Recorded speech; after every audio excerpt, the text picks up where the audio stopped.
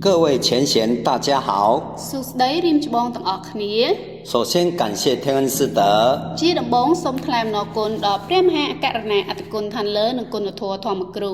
祖师弘慈。师尊师母大恩大德。老前人前人圣灵庇佑。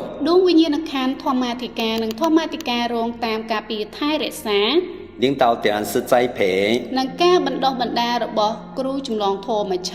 给后续有机会来柬埔寨跟大家共同学习。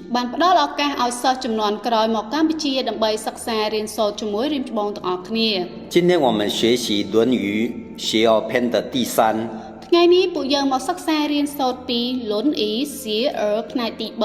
一言文。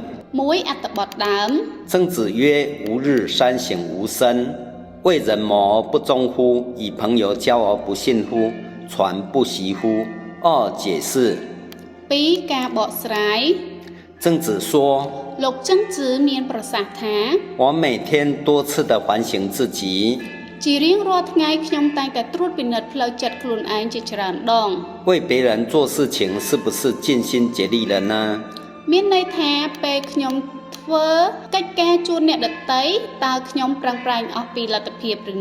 与朋友交往是不是做到诚实可靠了呢？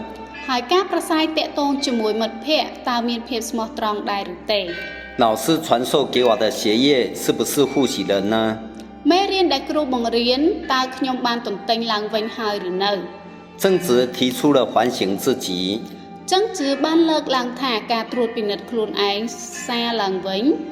内在要求自己的修养办法，要不断检查自己的言行，使自己修养成理想的人格。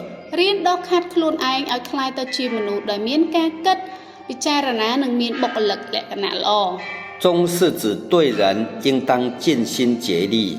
ស្មោះត្រង់គឺមានន័យថាចំពោះអ្នកដទៃគួរតែយកចិត្តទុកដាក់ធ្វើឲ្យអស់ពីសមត្ថភាព 信是诚实不欺。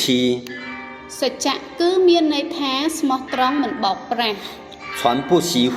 所传的道我有没有反复练习呢？ រាល់ធម៌ដែលចម្លងមកតើខ្ញុំបានរំលឹកឡើងវិញដែរឬទេ 三宝有每天用吗？ តើរាល់ថ្ងៃបានប្រើប្រាស់រតនៈទាំង3ដែរឬទេ 三语词。 3 ពាក្យគន្លឹះ 一反省。 1 ការឆ្លុះបញ្ចាំង 二尽心竭力。 2 ការប្រឹងប្រែងធ្វើឲ្យអស់ពីសមត្ថភាព 三诚实。 3 ស្មោះត្រង់ 四传授。 4 បង្រៀន 五复习。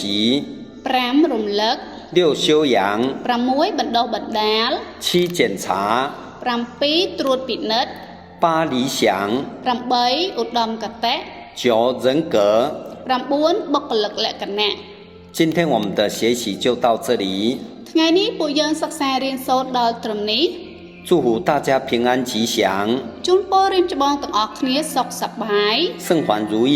សម្រាប់បានទាំងកិច្ចការព្រះនិងកិច្ចការសាមញ្ញ 学习快乐。 រៀនសូត្រពោរពេញដោយភាពសប្បាយរីករាយ 谢谢大家。 អរគុណរៀបច្បងទាំងអស់គ្នា